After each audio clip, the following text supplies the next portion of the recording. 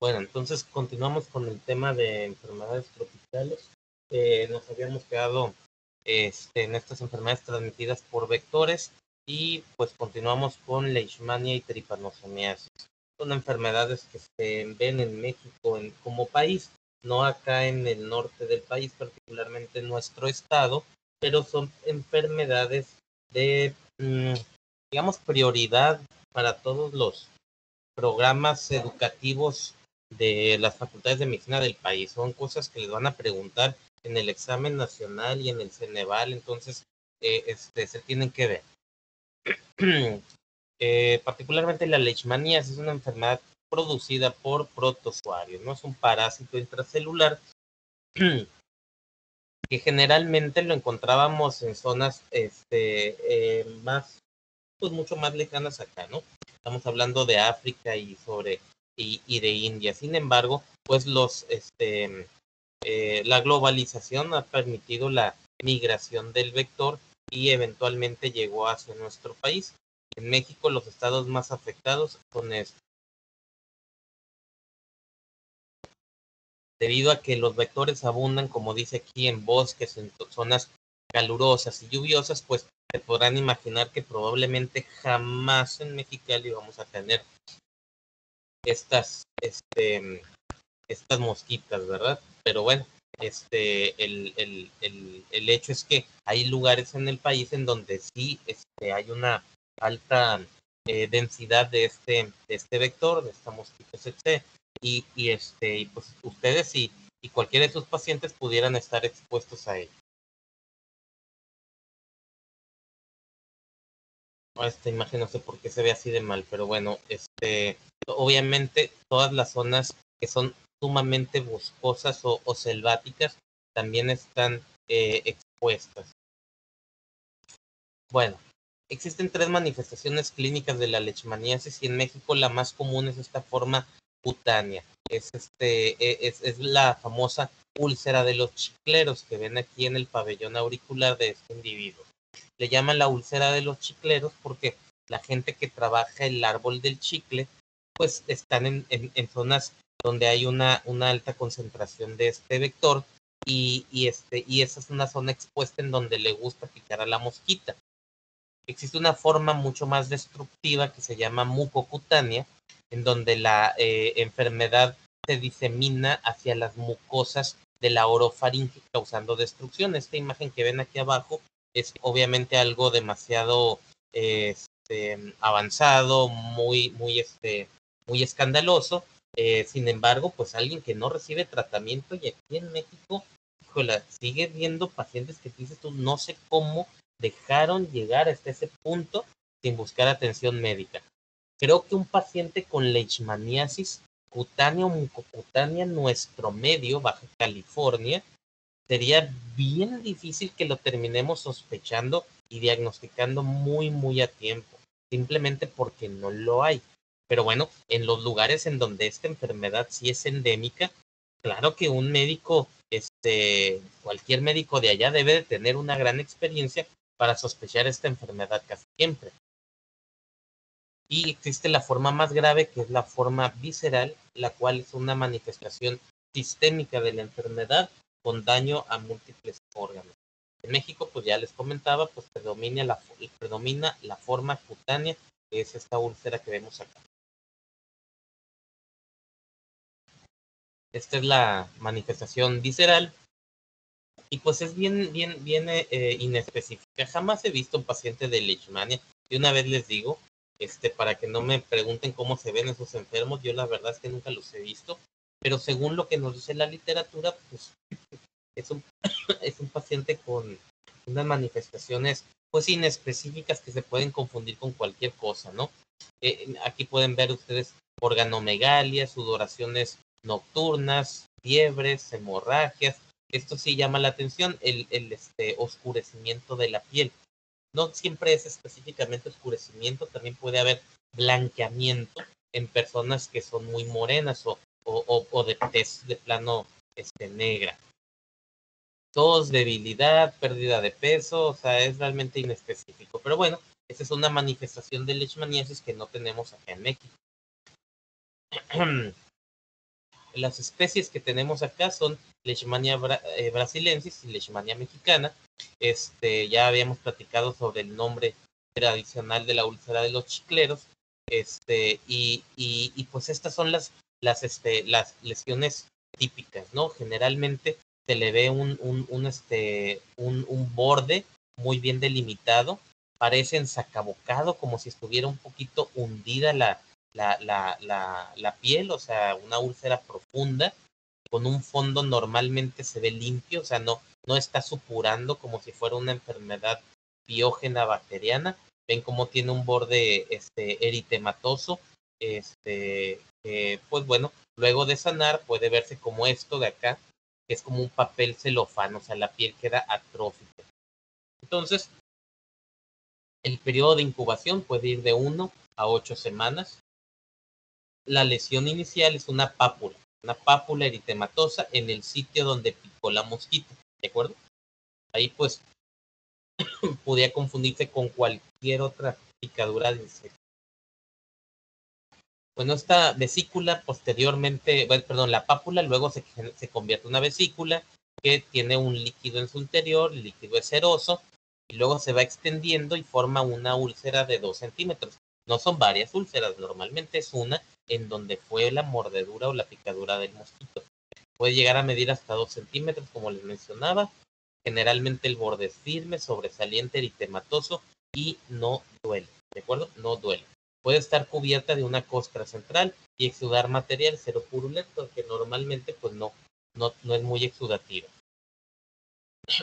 Bueno, las úlceras pueden ser múltiples cuando el mosquito te pica en varias partes y pueden encontrarse nódulos subcutáneos vecinos, como en cualquier otra enfermedad transmitida por vectores. Entonces, como les comento, una vez que la úlcera cicatriza, lo cual ocurre varios meses después, queda la piel atrófica, muy finita como papel de celofán. Vean aquí cómo cambió la coloración, ¿verdad? Bueno, la leishmaniasis mucocutánea es una complicación tardía de la leishmaniasis cutánea que progresó y llegó hasta la zona de la mucosa oral o nasal. Generalmente esto es algo más bien visto en leishmaniasis brasilensis, y obviamente pues en un paciente que recibió un tratamiento inadecuado o muy corto o no suficientemente oportuno o de plano no recibió ningún tratamiento. Esta es una diseminación metastásica del parásito a la mucosa del tejido naso-orofaringeo. Y esto se puede ver mucho tiempo después de que la lesión cutánea inclusive ya haya sanado, como dice aquí, inclusive años después.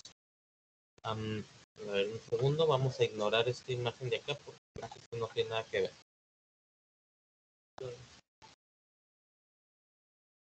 Bueno, los síntomas va a ser inicialmente congestión nasal persistente, se lo pueden imaginar, ¿no?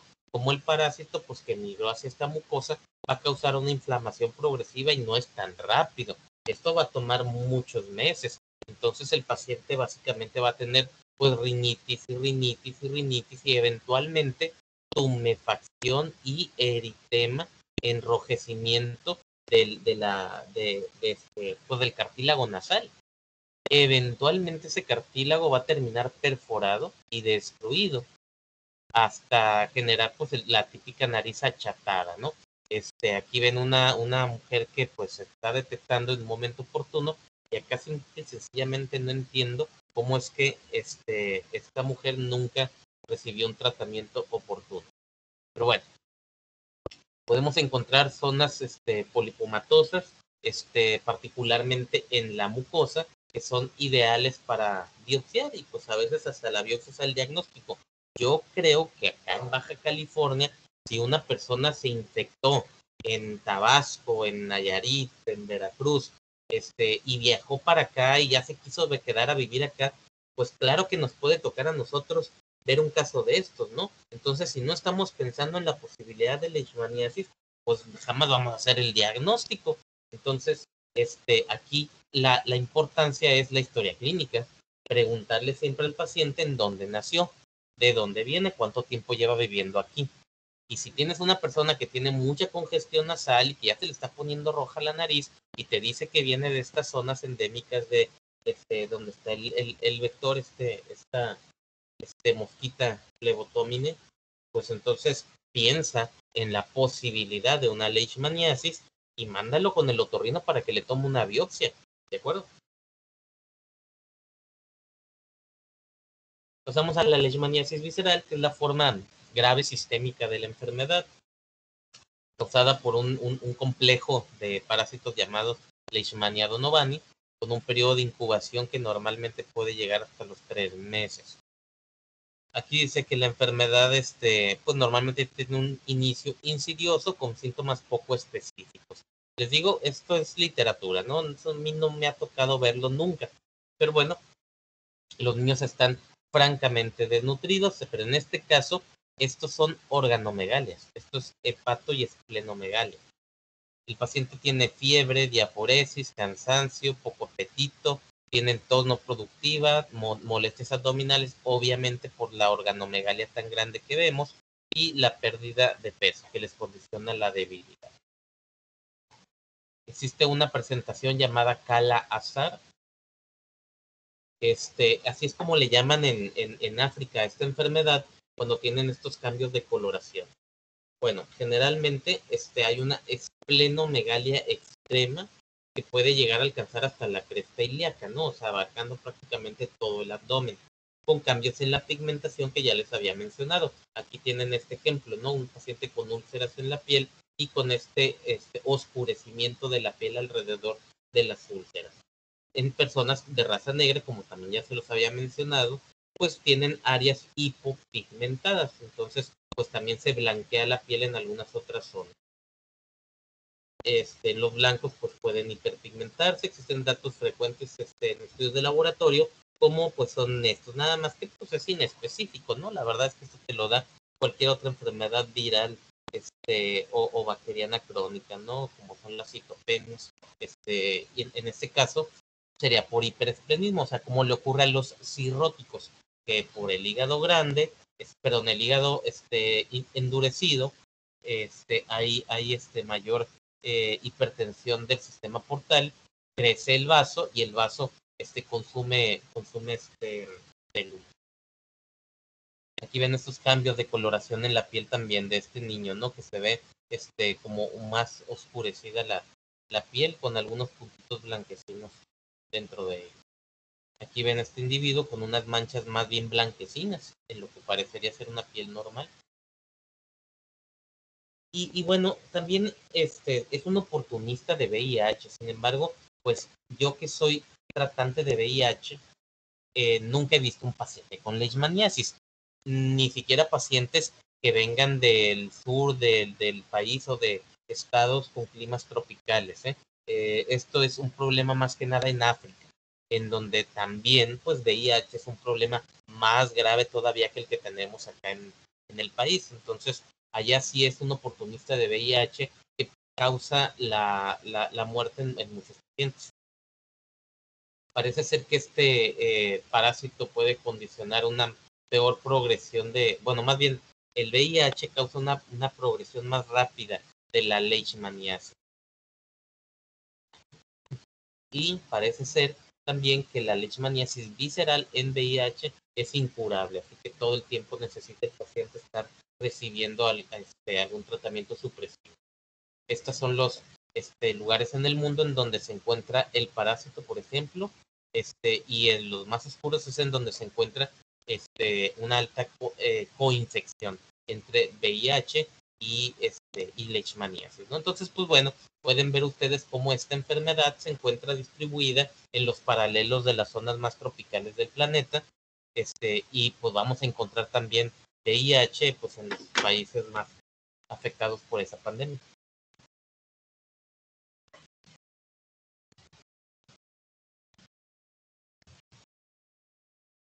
Obviamente, como sería esperado en la mayoría de las enfermedades oportunistas de VIH, la presentación es atípica, ¿no? Es más agresiva, se presentan más síntomas o se presenta un poquito diferente. Por ejemplo, puede no haber hepatoesplenomegalia, entonces eso confunde a veces un poco más. Imagino, ¿no? Imagino yo que la hepatoesplenomegalia es algo que a los médicos que ven pacientes con leishmaniasis visceral es de lo que más les llama la atención.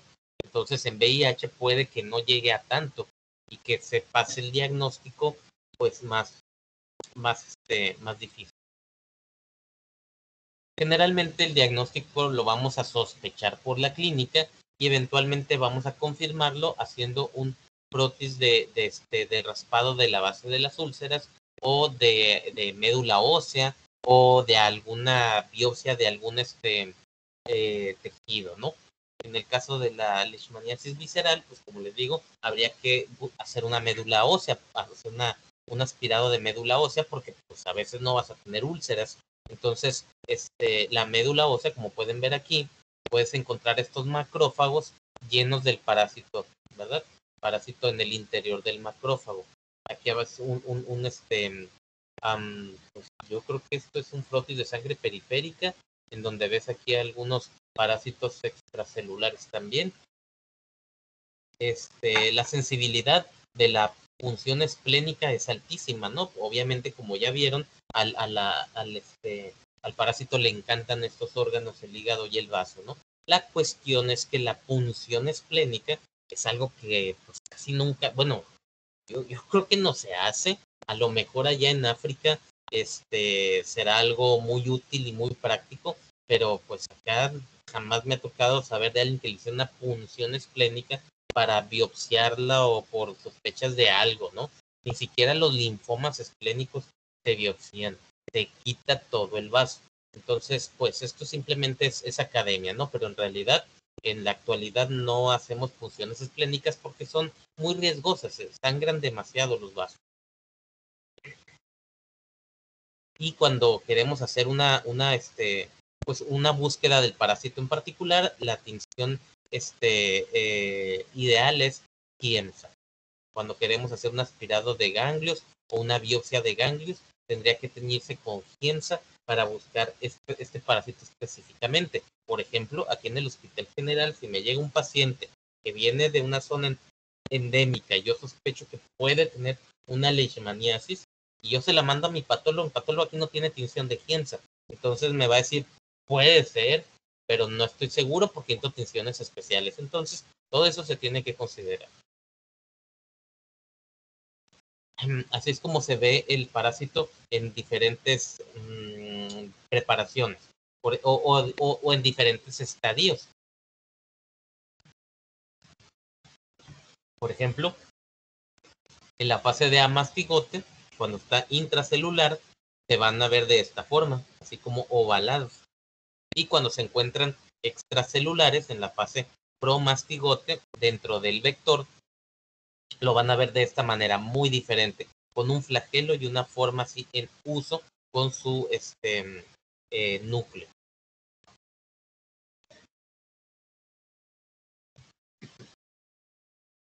Bueno, pues esto es lo mismo, ¿no? Es pues una esquemita y un diagramita de cómo se ve el parásito dentro del invertebrado, ¿no? Dentro de la mosquita, así alargadito con su flagelo, y ya dentro de pues el mamífero infectado, en este caso el ser humano, pues adquiere una forma muy diferente.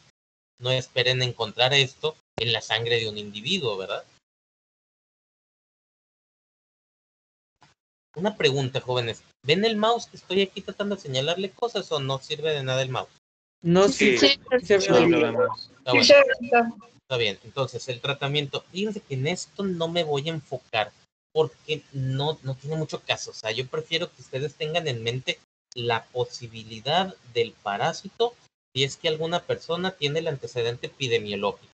Ya en cuanto a qué tratamiento darle, pero de ninguna manera tendrían ustedes por qué ser los tratantes de un paciente con una enfermedad tan rara. Esto se tiene que obviamente reportar y tratar por un especialista en enfermedades tropicales.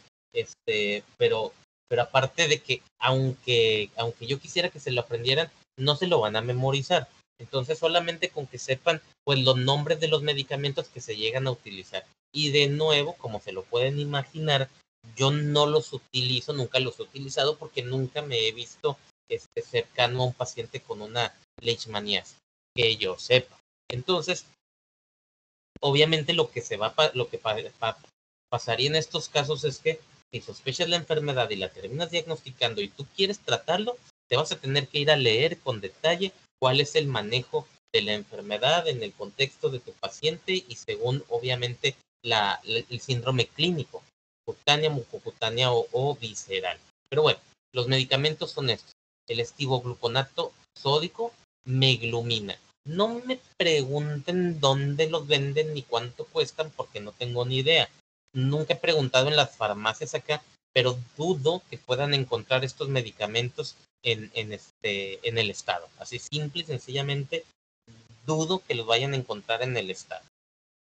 Tendremos entonces alternativas como la anfotericina B, pero obviamente, digo, ya conocerán la anfotericina B al final del curso, pero este es un medicamento muy tóxico y muy caro, que sí es útil para este parásito, pero pues por sus contextos, por sus complicaciones, o sea, las complicaciones de la anfotericina B, pues solamente se consideraría como parte del tratamiento de una leishmaniasis visceral, creo yo, ¿no? Pero bueno, existen los esquemas de tratamiento para los diferentes síndromes clínicos y no nos vamos a meter en eso porque sinceramente no es parte del entrenamiento del médico general. También se pueden utilizar azoles como el ketoconazol y la verdad es que con esos tienes para la mayoría de las enfermedades cutáneas como son las que vamos pues las que pudiéramos encontrar en nuestro país. ¿Dudas que tengan sobre la leishmaniasis?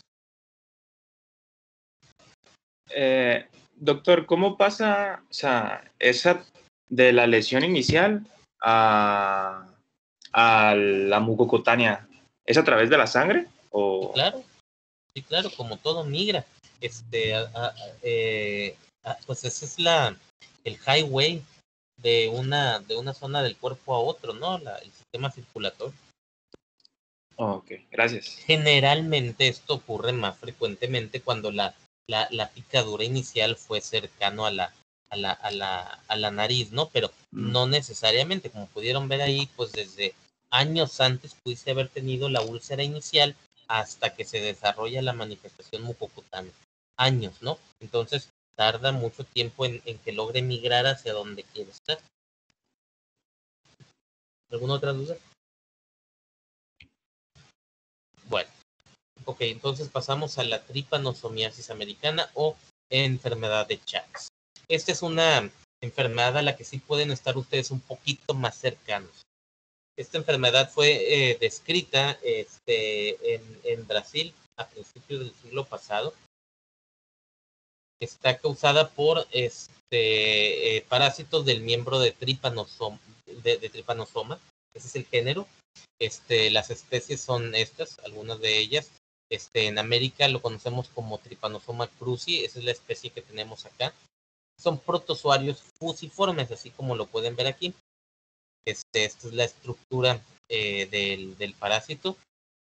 Esto obviamente le permite movilidad, el flagelo y esta forma.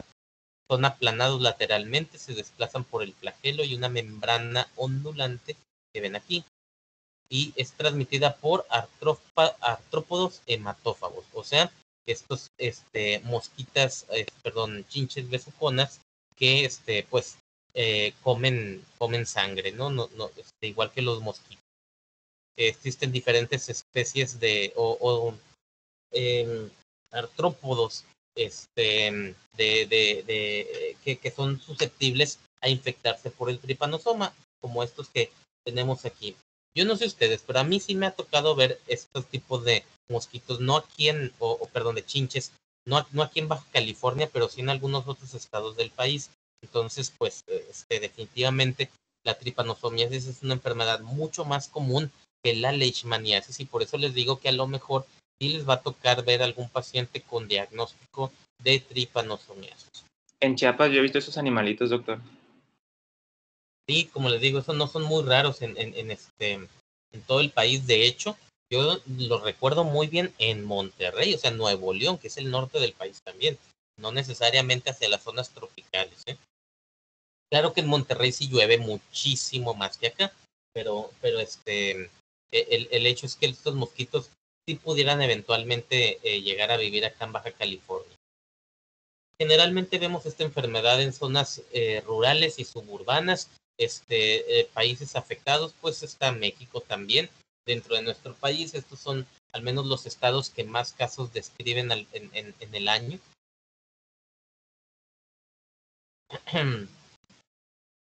Pero también aquí en Baja California se describe que existe la presencia del parásito.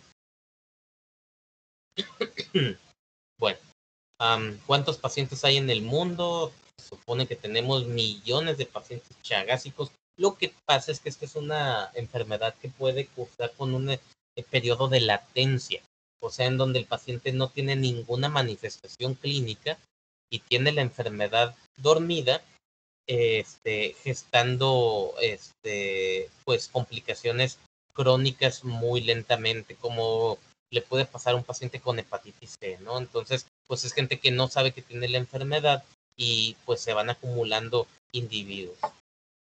Parece ser esta la tercera enfermedad parasitaria más importante de América Latina, después del paludismo y de la leishmaniasis. Insisto, en México yo creo que tenemos más chagas que leishmaniasis. Bueno, entonces este es el ciclo vital. Aquí ven ustedes cómo el triatomino, este artrópodo, pica a un ser humano. Creo que esto empieza por acá a la derecha. El triatomino pica al ser humano y en el momento que está succionando sangre, evacúa. Y en las evacuaciones viene el parásito.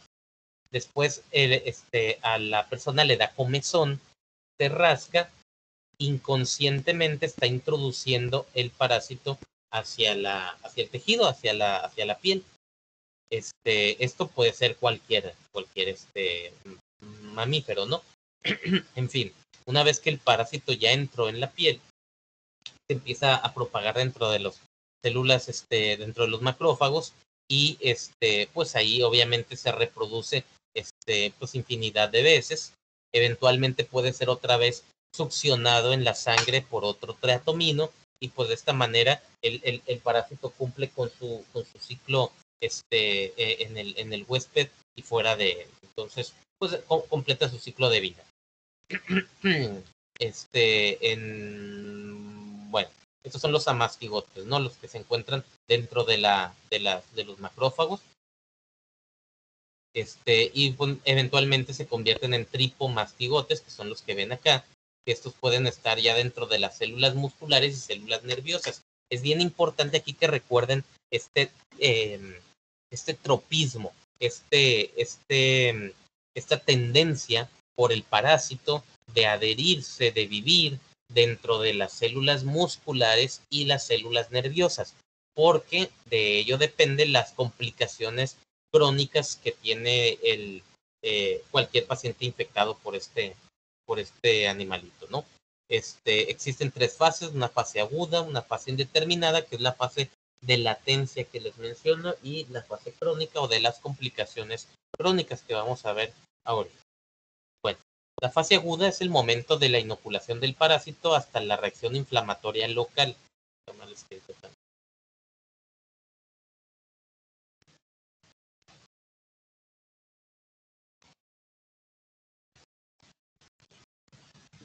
Esta edema del párpado es el famoso chagoma, que normalmente pues es el sitio donde lo mordió el triatomino. Particularmente pues como que muerden por las noches, y generalmente en las noches estás tapado, así que la cara es lo que generalmente está expuesto, y es donde normalmente te llegan a picar estas chinches. Se genera un nódulo rojizo con crecimiento de ganglios vecinos. Pues este es el eritema, y normalmente esta persona tendría adenopatías por aquí preauriculares o cervicales superiores. En algunos casos puede llegar a penetrar la conjuntiva y causar un edema conjuntival palpebral, inflamación de los ganglios preauriculares que les menciono, y esto lo conocemos como el signo de Romaña, que es casi patoneumónico de la enfermedad. Se supone que esto se ve en el 50-75% de los casos. Yo nunca he visto un paciente con una enfermedad de Chagas en agudo, ¿eh? Afortunadamente tampoco es algo frecuente acá de Baja California. Sí he tratado pacientes con Chagas, pero generalmente es un Chagas indeterminado. Bueno, tenemos entonces que esta fase aguda llega a durar 1 a 2 meses. 90% de las personas cursa de manera asintomática u oligosintomática, o sea, con muy pocos síntomas. Puede el paciente tener una fiebrecilla leve, mialgias, malestar general, o sea, realmente nada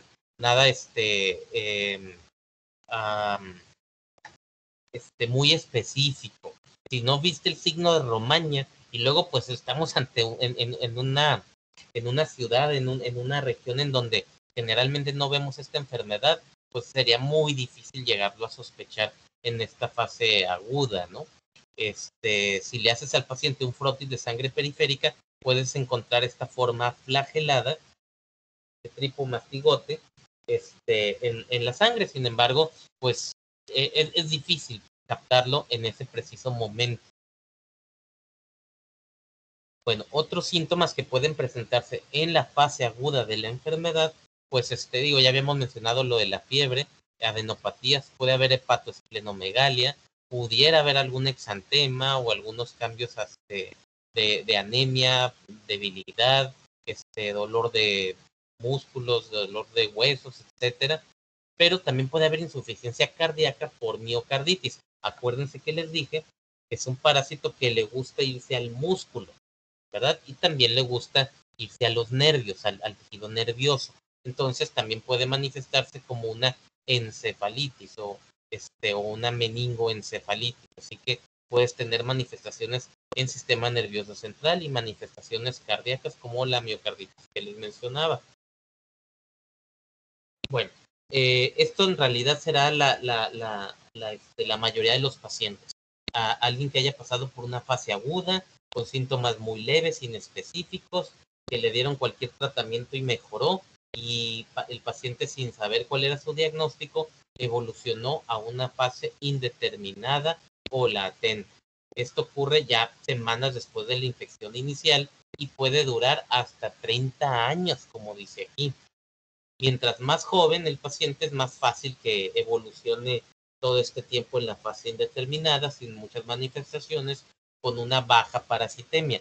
Entonces, si tú le haces ahí el frotis de sangre periférica, o sea, buscando esto que ven aquí, ya no se lo vas a encontrar. Esto lo encuentras en la fase aguda.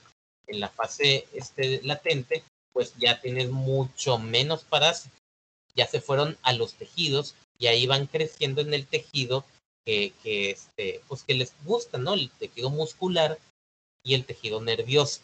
Entonces, pues en cuanto a los músculos, me refiero, por ejemplo, al músculo liso del sistema digestivo, por eso las complicaciones gastrointestinales que vamos a ver ahorita.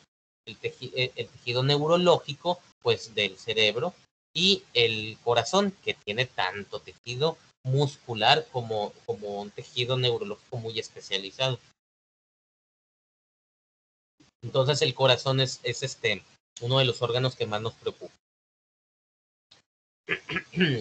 Bueno, y después de todos estos años de la fase de latente, el paciente puede empezar con las complicaciones crónicas, como vemos acá, una cardiomegalia global,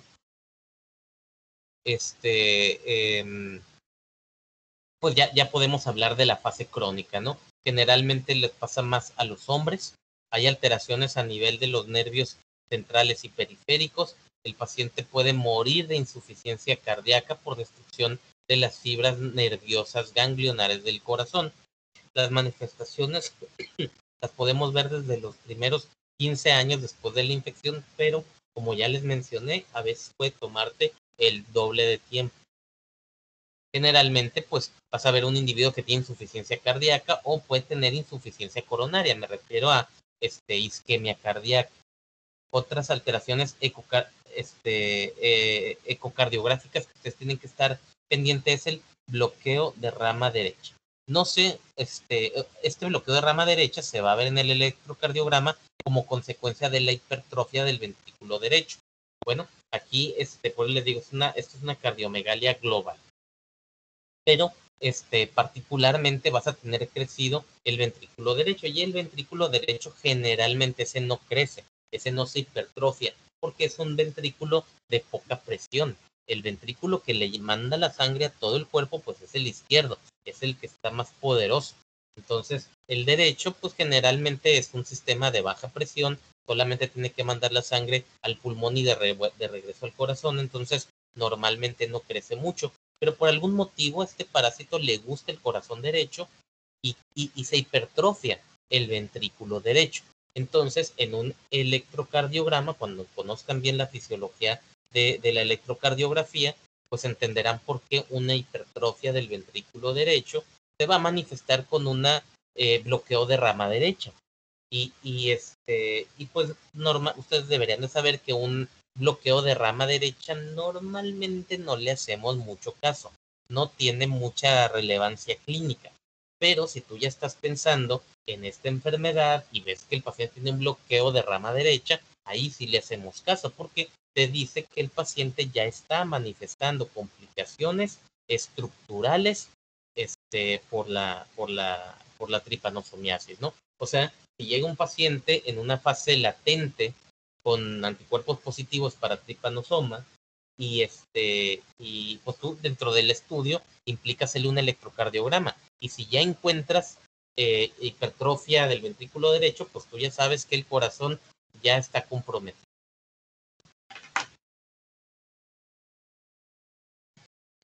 Y en cuanto al sistema gastrointestinal, pues aquí lo que pasa es que se destruyen básicamente las fibras nerviosas del esófago y del colon. Entonces, tienes aquí unos órganos que normalmente son unos tubos que tienen movimiento, ¿verdad? Tienen un movimiento anterógrado que permite el movimiento del bolo fecal, pero ese movimiento depende de las fibras nerviosas que, como les comento, terminan perdiéndose. Como ven aquí, hay una denervación parasimpática intramural, o sea, se destruyen los nervios que permiten el movimiento peristáltico de este tubo digestivo. Entonces, aquí tienes un tubo que realmente ya no se está moviendo solo, únicamente le entra comida, le entra comida, le entra comida, y difícilmente llega al estómago rápidamente. O sea, se va ingurgitando de alimento y eventualmente simplemente queda todo crecido el esófago y probablemente pues todo disfuncional. Entonces el paciente va a tener disfagia, no va a poder pasar el alimento y eventualmente vómitos, porque simplemente no hay movimiento peristáltico anterógrado. Lo mismo ocurre en el intestino. Esto es obviamente un caso de autopsia demasiado impresionante. Bueno, las manifestaciones digestivas debido a la destrucción del plexo mioentérico, que es fibras parasimpáticas, pues se van a manifestar con acalasia, o sea, que está cerrada el esfínter esofágico inferior, va a haber aperistalsis, va a haber agrandamiento del esófago. En el caso del colon, pues va a haber estreñimiento, meteorismo, que es básicamente un tipo de dolor abdominal. Bueno, esta es la historia natural de la enfermedad. Vamos a empezar acá arriba, a la izquierda, en donde dice infección. Aquí es en donde se infecta el individuo, y normalmente no va a tener muchos síntomas, en la gran mayoría de los casos. Va a cursar con un periodo agudo, acá de 4 meses, 1 a 4 meses, y eventualmente puede simplemente curarse, de esta fase de Chagas agudo, puede cursar directamente a la curación. De estos, como ya les dije, casi ninguno va a tener síntomas. Algunos, un 5%, sí pueden llegar a tener síntomas típicos. Pero bueno, ya que pasamos aquí a este fase de Chagas agudo, de ahí puedes cursar directamente a la muerte por las complicaciones que ya les mencioné, de insuficiencia cardíaca o meningitis, meningoencefalitis. Pero la gran mayoría simplemente van a cursar hacia un periodo de latencia, como dice aquí, de meses o años. Este periodo de latencia el paciente no va a tener ninguna manifestación hasta que eventualmente ya llega a la fase crónica, después de 10, 20 o 30 años, en donde empiezan estas complicaciones de miocardiopatía, o síndromes gastrointestinales, que ya pues mencionamos ahorita, ¿no? Lo de megacolon y megaesófago. Esas son manifestaciones benignas, porque generalmente de esas no te mueres. El problema de las formas malignas, pues es la forma cardíaca, ¿no? En donde sí puedes llegar a tener una insuficiencia cardíaca, arritmias, etcétera, y de ahí, obviamente, cursará la muerte. Y bueno, eventualmente el paciente se llega a curar también a pesar de haber desarrollado el megacolon y el megaesófago. El problema es que esos órganos que están totalmente disfuncionales, esos ya no se resuelven, ¿eh? El diagnóstico va a ser en base a la clínica, la epidemiología, o sea, los antecedentes epidemiológicos y finalmente una prueba de laboratorio. En la fase aguda, ya les había mencionado, tienes que buscar los parásitos en sangre. Lo puedes buscar también en líquidos cefalorraquídeos, si es que el paciente tuviera una meningitis y sospechas en una probable leishmaniasis cerebral. Y ya les había mencionado también, el GIEMSA es la tinción en la que lo debes de buscar en biopsia, en el tejido, por ejemplo, si le haces una biopsia de los nódulos o de los ganglios linfáticos. En la fase crónica puedes hacer hemaglutinación directa, que es la búsqueda de anticuerpos. Puedes hacer el PCR, aunque no estoy seguro que tan disponible esté eso en el estado. Puedes hacer senodiagnóstico, pero en realidad creo que esto ya no se hace, ¿eh? Es algo muy interesante, pero creo yo que ya no se hace. Es esto que estamos viendo acá. Básicamente tú tienes a los triatominos y se los expones a un individuo que se supone que está infectado, pones al triatomino a que le pique, que le saque sangre al paciente y luego buscas dentro del triatomino a los parásitos. O sea, dentro del triatomino te puede el parásito multiplicar mucho más rápidamente y ahí ya le encuentras el parásito. Pero la verdad es que no estoy seguro que tanta sensibilidad tengan estas pruebas que son más, pues, más rudimentarias. Existen pruebas de anticuerpos como Chagatec ELISA, no los conozco, pero bueno, es la técnica, los anticuerpos es la mayoría de los casos que vamos a llegar a diagnosticar. Bueno, ok, rápidamente para terminar. El tratamiento, básicamente aquí hay de dos sopas, no tienen nada más que estas dos opciones, Nifurtimox 30 a 120 días y Bensnidazol. Se supone que se prefiere el Bensnidazol porque es menos tóxico, pero por algún motivo lo único que yo he llegado a tener disponible es Nifurtimox. Probablemente sea lo único que se logra conseguir aquí en México.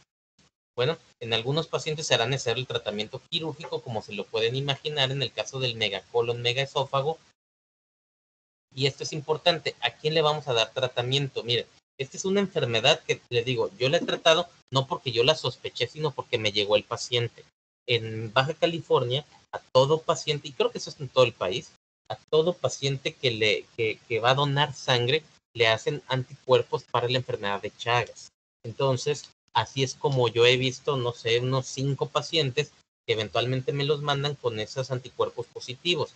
Se tienen que mandar al Instituto Nacional de Diagnóstico y Referencia Epidemiológico y ellos corroboran los anticuerpos que aquí habían salido positivos, y si salen positivos en 2 técnicas de anticuerpos diferentes, entonces se confirma la enfermedad.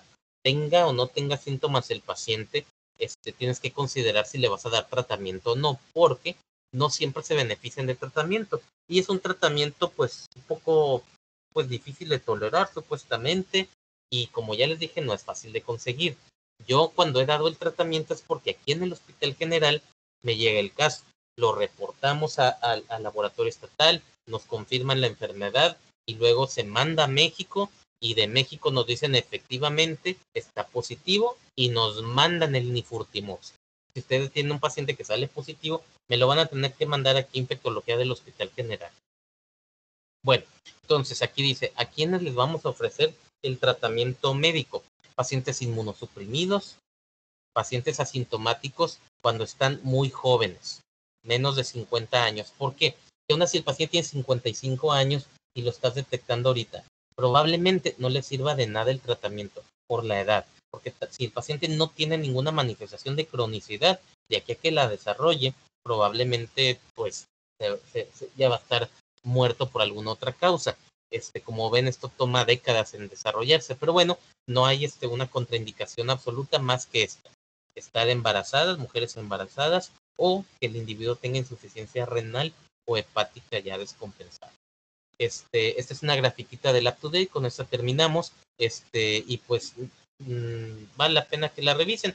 Dice aquí, a quienes se les debe siempre ofrecer tratamiento: personas con una enfermedad aguda, personas con una enfermedad congénita, niños menores de 18 años, porque ellos sí tienen toda una vida para desarrollar las complicaciones crónicas, y los pacientes con SIDA, porque obviamente están inmunosuprimidos con más riesgo de complicación.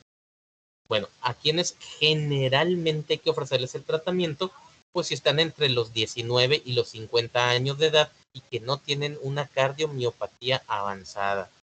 Y puede ser opcional, o sea, aquí ya, si tú quieres y si el paciente quiere tratamiento, entonces cuando tengan más de 50 años de edad, sin una cardiomiopatía avanzada, que tengan un electrocardiograma normal o con cambios mínimos electrocardiográficos sin evidencia de insuficiencia cardíaca. O pacientes adultos más de 50 años con manifestaciones gastrointestinales sin una manifestación cardíaca avanzada. Generalmente no hay que ofrecerles tratamiento si ya tienen una cardiomiopatía avanzada con insuficiencia cardíaca, porque ya no les puedes prevenir nada. El tratamiento es para prevenir precisamente eso. Lo mismo con el megaesófago, porque pues en ese caso ya no tiene ningún caso darles el tratamiento, y generalmente nunca ofrecerle tratamiento en el embarazo o en la insuficiencia renal y hepática. Bueno, se nos acabó el tiempo. ¿Dudas? ¿Preguntas? No, doctor. No, Bueno, yo tampoco. ok. Entonces mañana seguimos con enfermedades tropicales. Creo que... ¿Mande? No, nada. Hablaron aquí en mi casa. Bueno, continuamos con el tema de dengue, si no me equivoco, ¿eh? Pero como quiera, revisen su temario. Mañana seguimos con lo que se supone que sigue. Muy bien, doctor. Sale, doctor, gracias. Ok, gracias. Hasta luego, buen día. Día.